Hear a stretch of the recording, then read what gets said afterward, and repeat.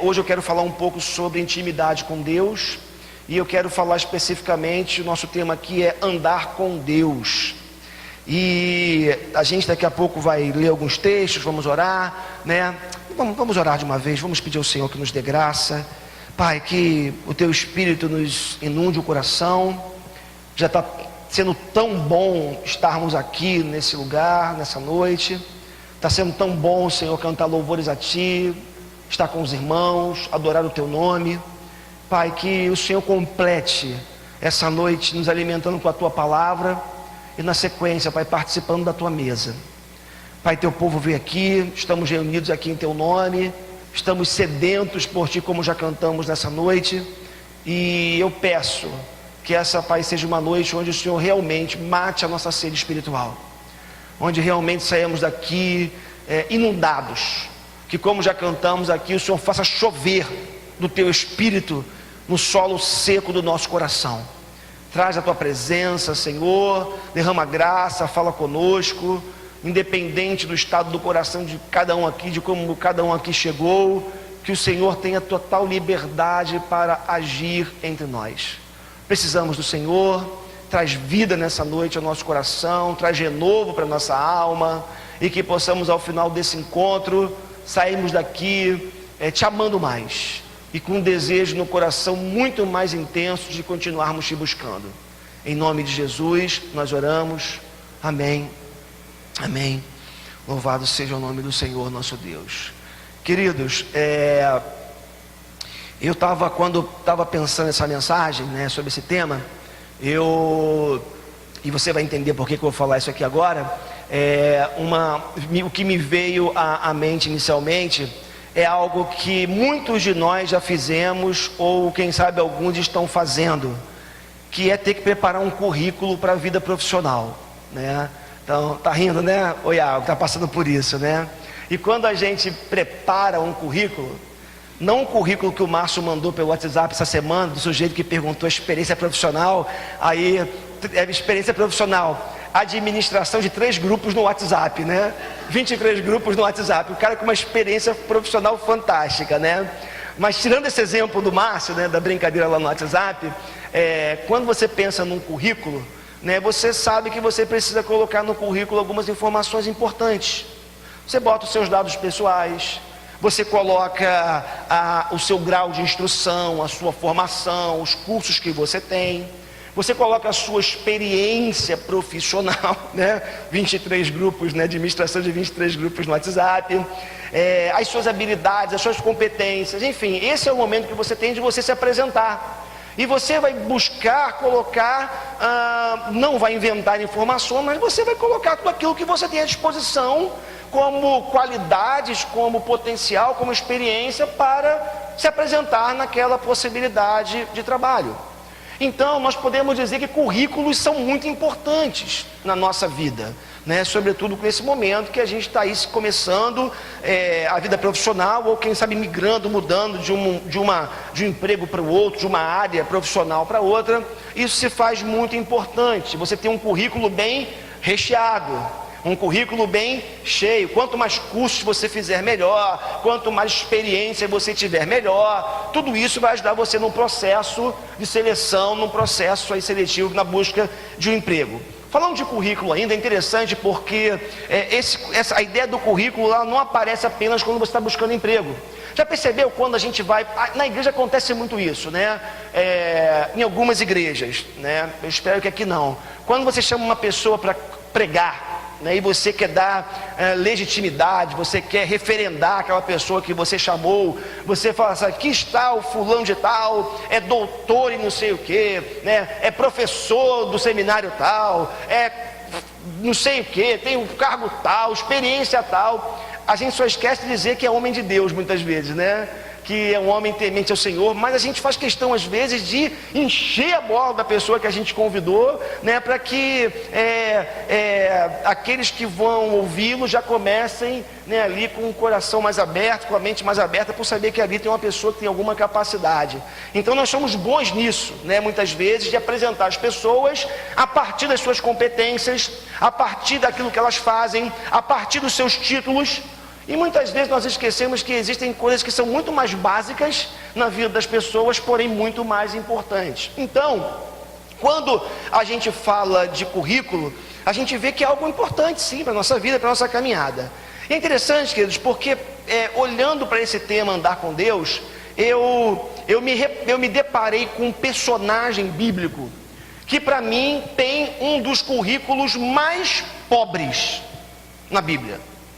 Um personagem bíblico que para mim, de alguma forma, ele não é apresentado pelos seus feitos, pelos seus títulos, ele não é apresentado pelas suas competências, mas por uma única característica que veremos daqui a pouco. Quero convidar você a abrir a sua Bíblia em Gênesis capítulo 5, versos 21 a 24, e já abra também a sua Bíblia em Hebreus capítulo 11, verso 5, para que nós possamos ler a respeito de um homem chamado Enoque.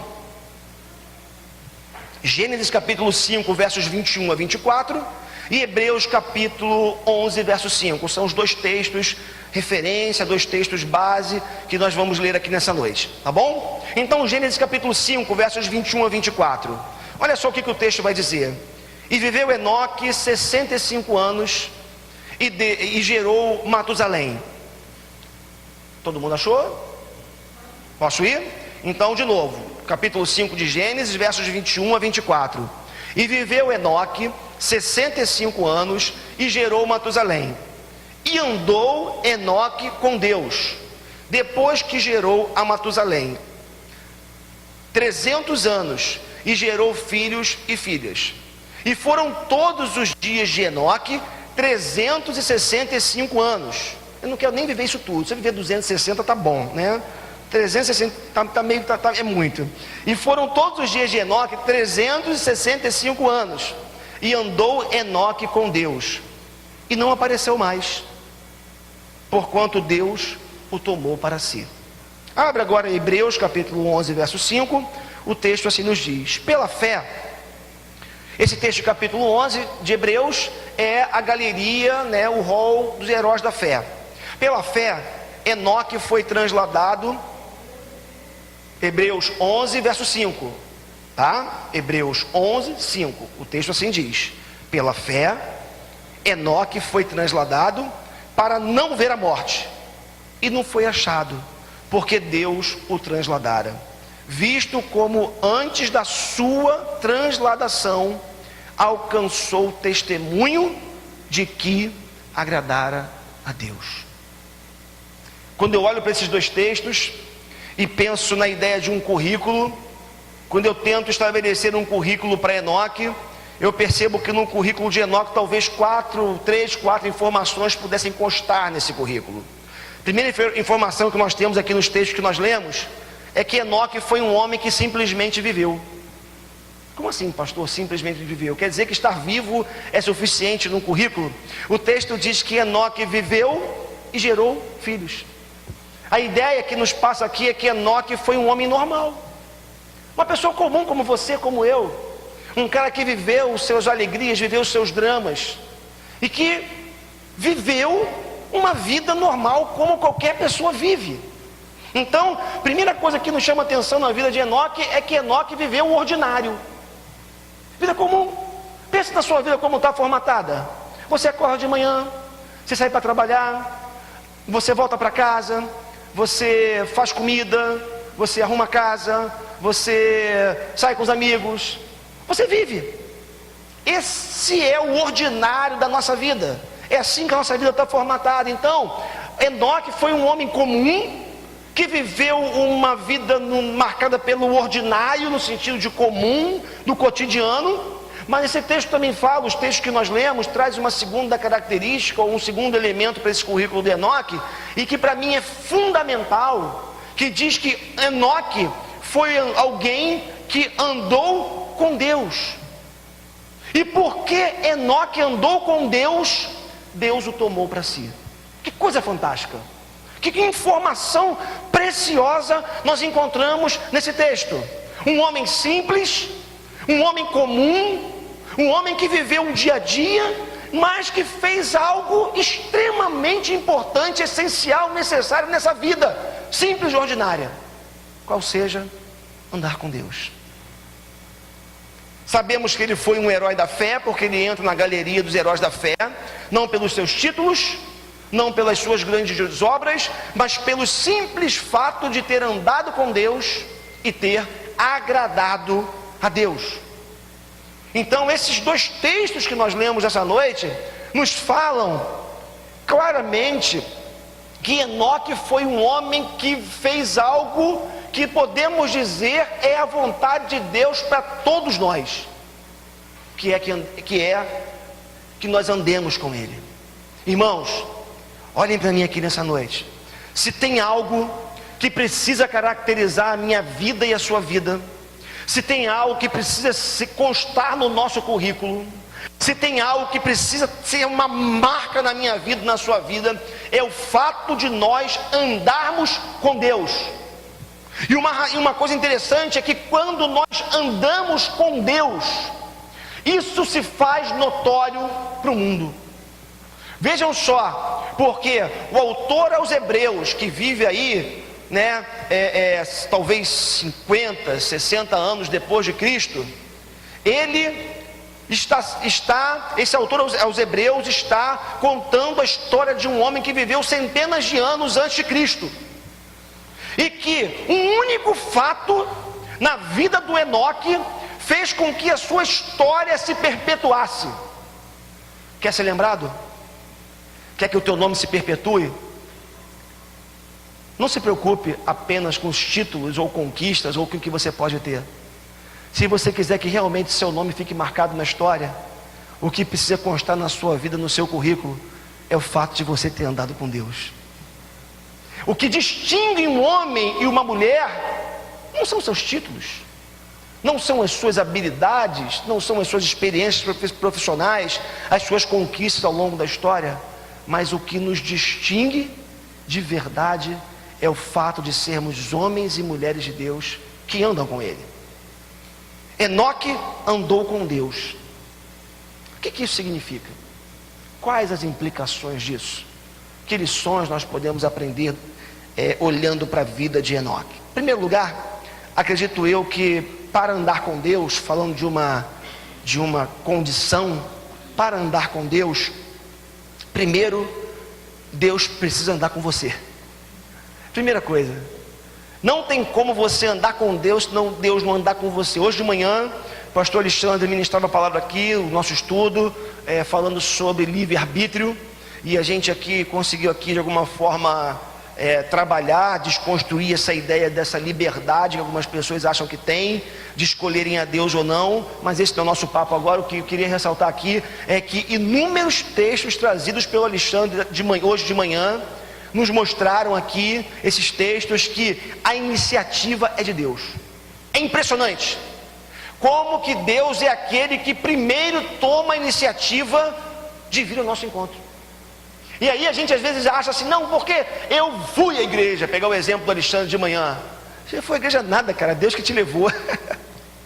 Porque eu fui para Deus, eu criei em Jesus, eu me converti. Você se converteu nada, foi Deus que te converteu.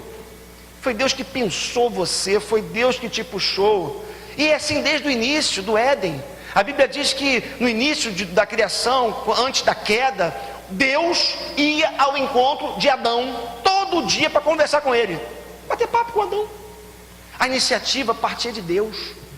Deus ia ao encontro do homem, porque Deus sentia prazer em estar com o homem antes da queda. E o que acontece é que toda a iniciativa foi dele. Ele nos fez para ele, ele se revelou a nós, ele enviou o seu filho. Impressionante. Quando você lê a Bíblia, quando você lê tanto o Antigo quanto o Novo Testamento, é impressionante você ver as atitudes de Deus, as iniciativas de Deus. As nossas atitudes são todas em resposta ao que Deus faz em primeiro lugar. Então, a primeira coisa para você andar com Deus é você ter a consciência que se Deus não te chamar, se Deus não te buscar, se Deus não te alcançar, você não tem como andar com Ele. Uma vez eu vi um pregador famoso falando o seguinte, conhecido, melhor dizendo, olha o currículo, né? Famoso, conhecido, dizendo o seguinte, que tinha um versículo de carro que fala assim, Deus está vivo, hoje eu falei com Ele. Alguém já viu esse versículo? Deus está vivo, hoje eu falei com ele. Aí esse pregador dizia o seguinte, no congresso que eu fui: a questão não é saber se você falou com Deus, a questão é saber se Deus falou com você. Falar com Deus, muita gente fala, todo mundo diz que fala, mas a questão é, Deus falou com você? Deus se revelou a você? Deus foi ao seu encontro? Deus se manifestou na sua vida? Então, irmãos, a primeira coisa que a gente tem que entender é que ou Deus se revela, ou Deus vem ao nosso encontro, ou Deus nos chama para andarmos com Ele, ou nós não andaremos com Deus.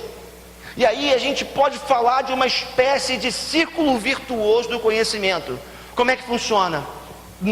Deus se revela a nós, e aí nós só podemos conhecê-lo porque Ele se revelou. Mas quanto mais eu ando com Deus, quanto mais Deus se revela, quanto mais eu o conheço, mais eu quero andar com Ele. Tem um frei, um padre católico, já citei aqui algumas vezes, chamado Inácio de Laranhaga. Ele tem um livro que tem por título Mostra-me o teu rosto. E tem uma frase no livro dele que é muito interessante, que ele fala assim: quanto mais eu oro, já citei isso aqui algumas vezes, quanto mais eu rezo, tá lá rezo, né? É uma versão pra gente aqui, né? Quanto mais eu rezo, tá bom, mais assombração me aparece, não, tô brincando. Quanto mais eu rezo, ele diz lá, mais eu tenho vontade de rezar. Quanto menos eu rezo, menos eu tenho vontade de rezar. E é muito verdade isso. Nesse ciclo virtuoso do conhecimento, quanto mais Deus se revela e a gente anda com Ele, mais nós vamos tendo vontade de andar com Deus. Agora, já perceberam como que eu começava com uma pessoa a dizer o seguinte, que tem algumas atitudes na vida da gente, se a gente não toma, e a gente vai se afastando desse ideal, que é uma atitude que você tem que tomar, e o ideal está aqui, você vai se afastando. Quanto mais o tempo passa, mais você vai se afastando, e quanto mais distante, mais difícil é de fazer o que você tem que fazer. A mesma coisa acontece na vida de oração, porque quanto mais você se afasta da comunhão com Deus, ou seja, do andar com Ele, mais difícil fica para voltar. Mais difícil fica para você ler a palavra, mais difícil você fica para orar, fica para você orar. Agora, quando você começa a andar com Deus e Deus se revela ao seu coração, o seu coração se enche de vontade de estar com Deus. Experimenta só. Tem uma coisa chamada disciplina espiritual. Aliás, nós somos muito indisciplinados. Eu falo por mim mesmo. Eu sou alguém que preciso muito estar debaixo da disciplina espiritual, que na verdade nós podemos chamar de muletas espirituais, né? Como assim, pastor? Existem práticas na vida cristã, e alguma decisão tem a ver com a nossa decisão pessoal, onde que você precisa pensar da seguinte forma: bom, ou eu estabeleço às 3 horas da tarde de todo dia para orar, e separo um canto para mim, eu não oro. Sabe o que é disciplina? É você fazer o seguinte: amanhã, 3 da tarde, eu vou parar o que eu estiver fazendo para estar com Deus. Aí você para forçado na segunda-feira, você não quer, mas é disciplina. Aí você forçadamente você para. Na terça-feira você faz de novo, na quarta-feira você faz de novo.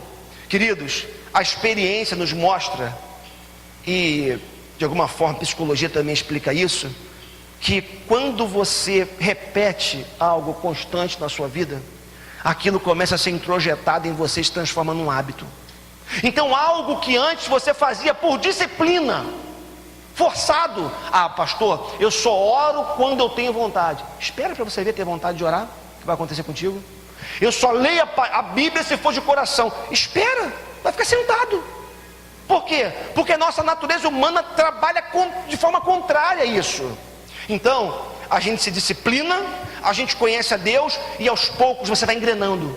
Você vai engrenando, e quando você vê, você está lendo a palavra por vontade própria, você está orando voluntariamente, porque se chama isso de círculo virtuoso. O conhecimento de Deus, irmãos, isso acontece porque o conhecimento de Deus precisa ser algo contínuo na nossa vida. Olha só o que Oséias fala, né, o profeta Oséias no capítulo 6, verso 3. Oséias 6,3 diz assim: conheçamos e prossigamos em conhecer o Senhor. E o texto continua: conheçamos e prossigamos em conhecer o Senhor. Esse texto nos mostra que conhecimento de Deus é algo contínuo e progressivo. O conhecimento de Deus, como Oséias capítulo 6, verso 3 vai nos mostrar, é algo que não termina. Não existe PhD em divindade, não existe o cara que é semideus, conhece tudo de Deus. Não! O conhecimento de Deus não se esgota, porque Deus é infinito. E aí eu continuo, cada vez mais eu vou avançando nessa caminhada. E nós temos um excelente modelo para isso, que é o próprio Jesus. Irmãos, é impressionante quando a gente olha para a vida de Jesus, desde pequeno até a sua reta final nessa terra, quando ele morre na cruz. Jesus foi alguém que buscou como homem crescimento constante para a sua vida. Olha só, falando do início da sua vida, Lucas capítulo 2, verso 40. Abre aí comigo enquanto eu bebo um pouco d'água. Lucas capítulo 2, verso 40. Lucas 2, 40. O texto fala assim, Lucas 2,40: o menino crescia e se fortalecia, enchendo-se de sabedoria, e a graça de Deus estava sobre ele. Irmãos, Jesus, enquanto menino, criança, se desenvolveu fisicamente, mas nós sabemos que a vida de Jesus foi marcada por um crescimento integral. Ele cresceu como homem, ele cresceu como ser, ele cresceu como indivíduo, mas os evangelhos nos mostram as múltiplas vezes que Jesus saiu para o deserto para ter intimidade com o Pai. E o texto nos mostra os textos nos mostram o nível de conhecimento que Jesus tinha do Pai, das Escrituras Sagradas. Então, Jesus, ele é como homem um verdadeiro modelo para a nossa vida no que diz respeito a esse crescimento, a busca dessa maturidade. Uma segunda coisa que eu percebo quando eu falo de andar com Deus, e quando eu falo vejo sobretudo esse personagem fantástico que é o Enoque, é que andar com Deus é um ato de fé, é um ato de entrega. Irmãos, não tem jeito.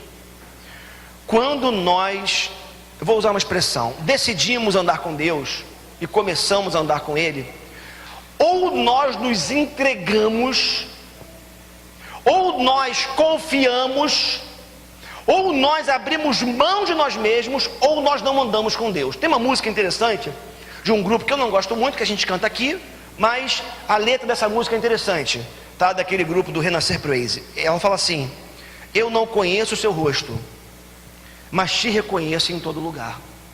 Nunca toquei em tuas vestes, mas sinto o teu perfume no ar. Não sei como é a tua voz, mas o som dela me guia. Eu não consigo ficar sem você na minha vida. Olha que coisa bonita. Nós não vemos Deus. Deus não é um ser material como Paulo é, que eu posso tocá-lo. Deus não pode ser visto pelos nossos olhos humanos. Os nossos sentidos não podem captar Deus, mas nós cremos que Ele está aqui. Eu creio que ontem, naquele incidente lá do ônibus, tentando espremer o meu carro, eu acredito assim, meio aquela ficção, aquele livro, Esse Mundo Tenebroso, né? Os anjos pegaram assim um ônibus, jogaram, vai para lá ônibus. Deus protegendo. Eu não vi anjo, eu não vi Deus, mas o livramento aconteceu. Irmãos, inúmeros livramentos acontecem na nossa vida que nós sequer sabemos que nós passamos por perigos.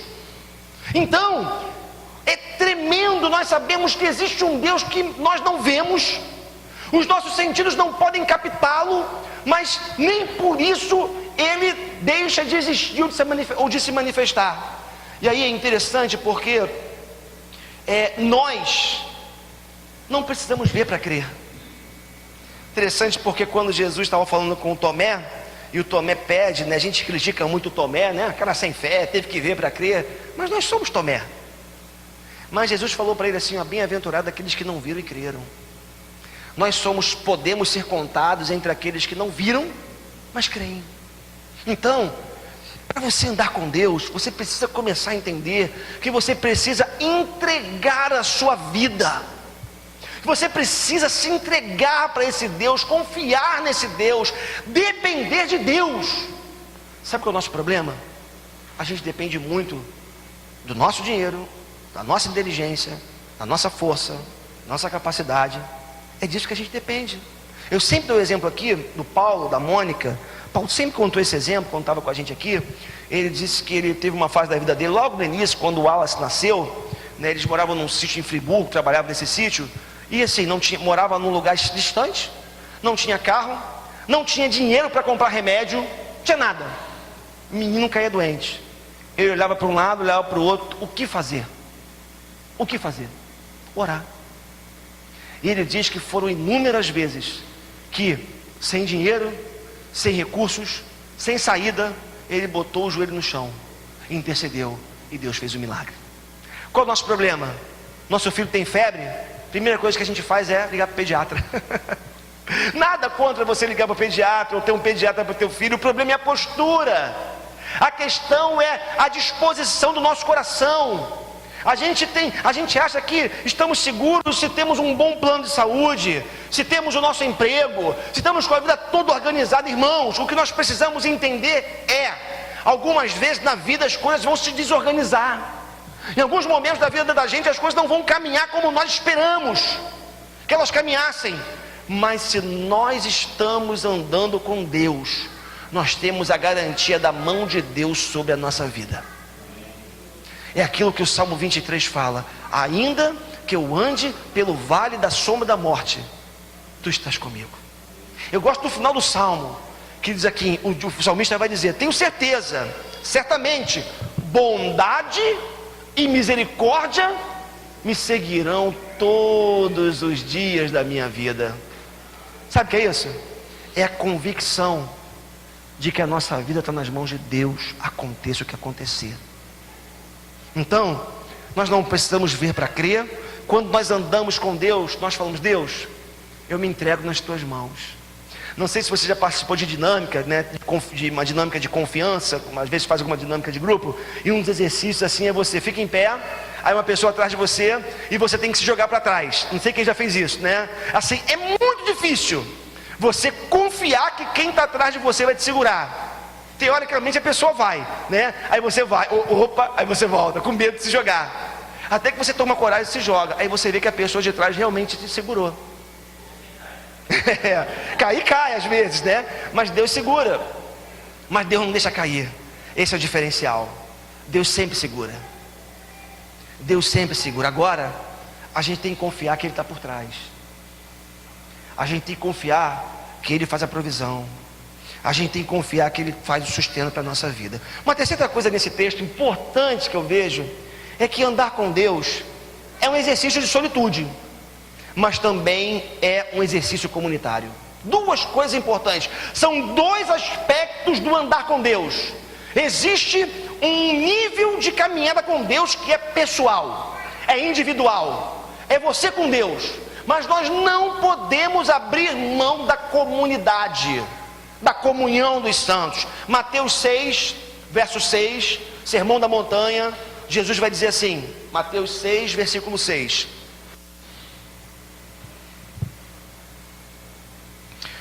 Mateus 6, verso 6 vai dizer assim: mas quando você orar, vá para o seu quarto, feche a sua porta e ore a seu pai que está em secreto. Por que Jesus está dizendo isso? Porque era comum os fariseus irem para a praça pública, bater a mão no peito e dizer: obrigado Deus, porque eu não sou como esses pecadores. Eles se exibiam para todo mundo como os espirituais, como os crentes, como os caras. E Jesus está dizendo: não faça como os hipócritas. Quando você orar, vá para o teu quarto, fecha a tua porta e ora em secreto, porque o Deus que te vê em secreto te recompensará. Então, essa é a devocionalidade da solitude, onde você opta, você tira o momento. A gente estava lá nesse lugar, essa casa de retiros ontem, e o Murilo falou uma coisa interessante. Ele dizia o seguinte, que ele é um lugar maravilhoso em São Conrado, fica no alto, você sobe uma estrada no condomínio, você fica lá em cima, do lado da Pedra da Gávea, um marzão na sua frente, é uma casa católica, tá? E o Murilo falou que de vez em quando ele, na semana dele, ele larga tudo, deixa os filhos nos compromissos e tudo, e ele vai lá para cima, para passar o dia lá, contemplando a natureza, orando, lendo a palavra, fica lá de bobeira, paga 60 reais que a gente pagou ontem, né? A diária toda, café da manhã, almoço, lanche, coffee break, 60 reais, e você fica lá na natureza, lá em cima, contemplando. Sabe o que é isso? É solitude. É a solidão provocada. Você se retira. Nós cristãos precisamos exercitar mais a solitude.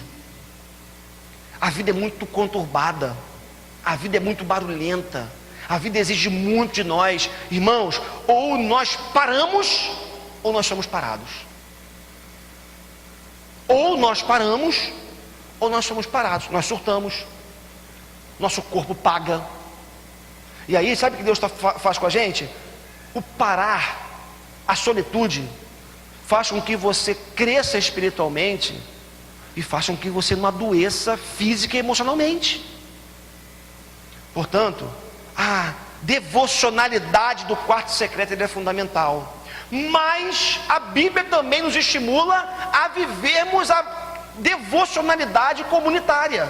Olha só, por exemplo, em Atos, né? Não tem referência aqui, não vou trazer referência que eu não vou ler o texto, mas a promessa era a seguinte, a ordem era a seguinte: esperem juntos em Jerusalém, até que do alto vocês sejam revestidos de poder. Não era para esperar sozinho, era para que eles esperassem juntos. Jesus, na oração do Pai Nosso: Pai meu que estás nos céus, santificado seja o teu nome, venha o teu reino, seja feita a tua vontade. Não é assim que está escrito lá? Não, é Pai nosso, perdoe as nossas dívidas. É interessante, né? O pão nosso de cada dia. Ou seja, é uma espiritualidade comunitária, irmãos. Nós dependemos uns dos outros. O domingo e outros dias da semana, mas o domingo sobretudo ele é importante também, não é só pela pregação de domingo, é porque você pode conversar com o teu irmão, você pode olhar no olho dele, perguntar para ele quais os motivos de oração dele, como é que foi a semana dele, e nós olharmos uns pelos outros e crescermos uns com os outros. Salmo 133 vai dizer assim: ali o Senhor concede a bênção da vida para sempre. Onde? Na comunhão. Quando nós estamos em comunhão, quando nós estamos em unidade, é ali que Deus manifesta a sua bênção. Uma última coisa, característica, um aspecto desse andar com Deus que é extremamente importante, é que andar com Deus é estar preparado para ser constantemente surpreendido. Deus é um Deus de surpresas, irmãos. Deus é um Deus de surpresas. E as surpresas de Deus sempre são boas. Eu sei que às vezes a gente tem dificuldade em acreditar nisso que eu estou falando, porque quando eu falo em ser surpreendido por Deus, eu estou falando de coisas que acontecem no nosso ordinário, que transformam o ordinário em extraordinário. E às vezes tem a ver com uma notícia boa, mas às vezes tem a ver com uma notícia ruim. Às vezes é notícia de que uma porta maravilhosa de emprego se abriu. Às vezes é a notícia de que uma coisa maravilhosa aconteceu. Mas às vezes o telefone toca e a gente atende o telefone que traz uma notícia que tem o poder de tirar o nosso chão. E sabe o que me chama a atenção? É que tudo que acontece na nossa vida, quer bom ou ruim aos nossos olhos, fazem parte de um propósito, de um projeto maravilhoso de Deus para cada um de nós. A Bíblia diz que a vontade de Deus sempre é boa, agradável e perfeita. Ah, pastor, mas que você não sabe como está sendo difícil para a minha vida depois que eu recebi aquela notícia. Espere em Deus, confie em Deus, porque Deus sempre tem o melhor reservado para os seus filhos. Isso aqui não é promessa de político não, gente, e nem promessa de pastor que faz barganha com Deus e ensina a igreja a fazer barganha com Deus para receber de Deus coisas boas. Não, é a palavra de Deus que diz. A Bíblia diz que Aqueles que esperam no Senhor renovam suas forças, subirão com asas como águias, correrão, não se cansarão, caminharão, não se fatigarão. Isaías 40, lá no finalzinho. Nós temos ainda o salmista falando que no Salmo 40, esperei pacientemente pelo Senhor, e Ele se inclinou para mim e ouviu o meu grito de socorro. Deus está muito atento a tudo que acontece na nossa vida. E às vezes, algumas coisas acontecem que a gente não entende, mas nós temos que ter em mente que Deus está sempre no controle. Enoque andou com Deus, e o texto diz que porque ele andou com Deus, de repente, ele não apareceu mais, porquanto Deus o tomou para si. Olha a surpresa na vida do Enoque. O Enoque anda com Deus, e Deus fala: cara, você é muito precioso. Você é muito precioso, é tão precioso, que eu quero você do meu lado. Eu quero você comigo. E a Bíblia diz que Deus chama o Enoque. Deus busca o Enoque. E o Enoque é surpreendido pela plenitude de Deus na vida dele. Irmãos, algumas coisas acontecem na vida da gente para que nós experimentemos mais de Deus na nossa vida. A nossa fé, a nossa espiritualidade em geral, ela é rasa, ela é superficial. Me lembro do apóstolo Paulo, quando Paulo diz que foi colocado um espinho na carne dele, em 2 Coríntios capítulo 12, e Paulo diz que ele orou 3 vezes, pedindo ao Senhor que o livrasse daquele espinho. Lembram disso? Do texto bíblico? Se não lembra, vai ler 2 Coríntios capítulo 12, vai fazer o exercício de casa. O texto diz que foi colocado um espinho na carne, e Paulo orou 3 vezes pedindo ao Senhor que o livrasse daquele espinho. Qual foi a resposta de Deus para ele? Paulo, segura a tua onda. Deus falou para Paulo, não foi assim? Cara, segura a tua onda. Segura a tua onda. A minha graça te basta. A surpresa de Deus muitas vezes passa por Deus falando assim: ó, eu estou colocando isso na tua vida para que você caminhe mais do meu lado, cara. Eu estou te dando essa surpresa que você acha por hora que é ruim, para que você descanse em mim, você me busque mais e você ande comigo. As surpresas de Deus são sempre boas, por mais que muitas vezes não entendamos, são sempre boas. Quais as consequências de andar com Deus? E eu termino com elas. Primeiro, mais do que servos, nos tornamos amigos de Deus. Que coisa fantástica, né? Quando a gente tem intimidade com Deus, nós mudamos de categoria, digamos assim. Passamos de servos para amigos. Desfrutamos da intimidade de Deus. Nós temos o privilégio, muitas vezes, de conhecermos alguns projetos de Deus que, digamos assim, o povão geral, a massa geral não vai conhecer. Lembra comigo? Abraão, Deus estava para destruir Sodoma e Gomorra, e o anjo de Deus estava lá para destruir a cidade. Aí Deus fala: poderei eu esconder alguma coisa do meu servo Abraão? Olha que coisa fantástica. Poderei eu esconder alguma coisa do meu amigo Abraão?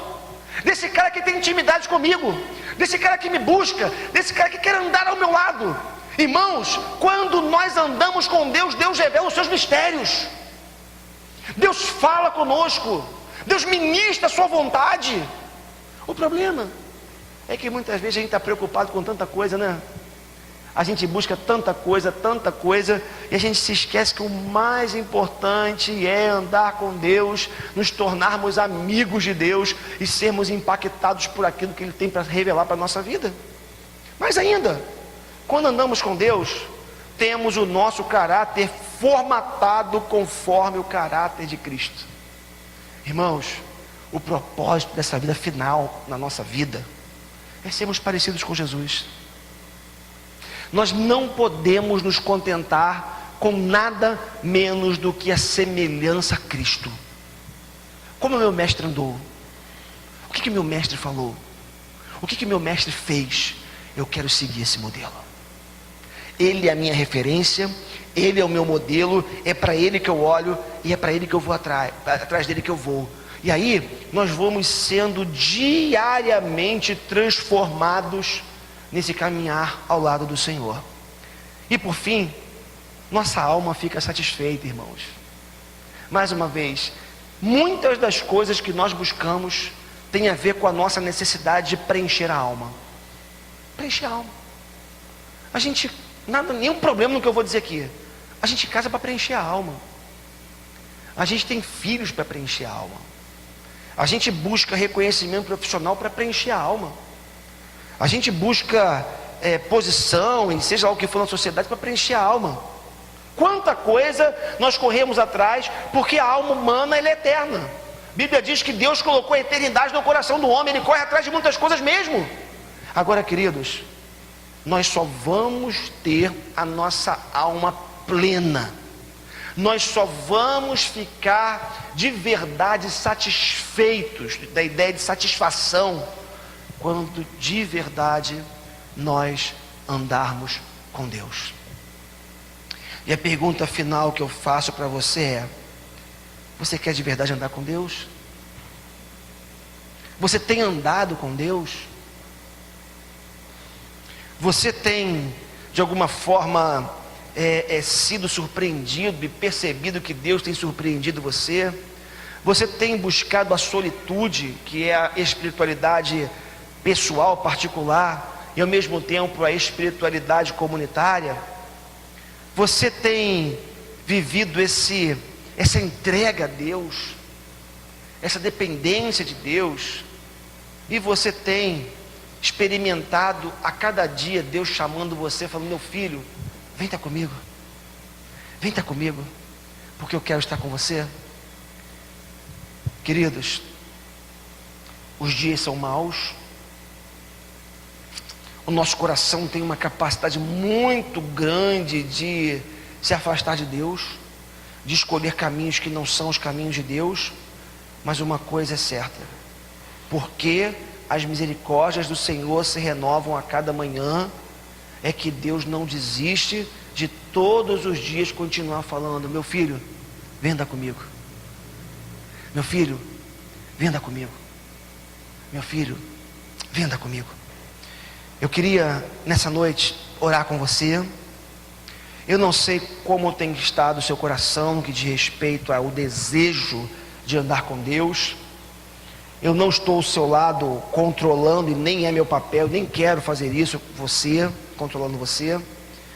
Mas eu sei que essa é a vontade de Deus para a sua vida e para a minha vida. Que a gente de verdade ande com Ele como Enoque andou. E que o nosso currículo seja marcado por um fato excelente, um único fato, como os textos que nós lemos nos informaram nessa noite. E viveu Enoque 65 anos e gerou a Matusalém. E Enoque andou com Deus, depois que gerou a Matusalém, 300 anos, e gerou filhos e filhas. E foram todos os dias de Enoque 365 anos. E andou Enoque com Deus e não apareceu mais, porquanto Deus o tomou para si. E Hebreus capítulo 11, 5, que diz: pela fé Enoque foi trasladado para não ver a morte, e não foi achado, porque Deus o trasladara, visto que antes da sua morte, da sua transladação, alcançou o testemunho de que agradara a Deus. Enoque andou com Deus, Enoque agradou a Deus. Que eu e você, assim como Enoque, possamos andar com Deus e agradá-lo, em nome de Jesus. Amém? Vamos ficar em pé.